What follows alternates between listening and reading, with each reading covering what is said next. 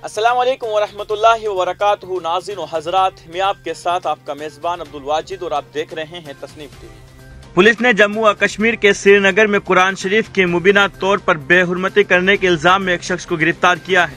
Police का कहना है कि गिरफ्तार शुदा शख्स ज़हनी तौर पर माजूर लग रहा है। श्रीनगर पुलिस ने अपने ट्विटर हैंडल पर एक ट्वीट में कहा है कि श्रीनगर के खान मस्जिद गजवारा में बेहुरमती का एक वाकया पेश आया, जिसमें एक शख्स ने कुरान शरीफ को पानी में फेंक दिया।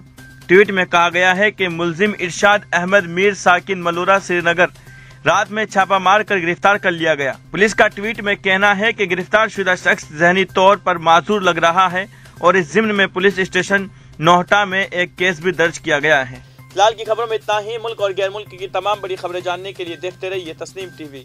आपके मेज़बान अब्दुल वाजिद के साथ अल्लाह हाफिज।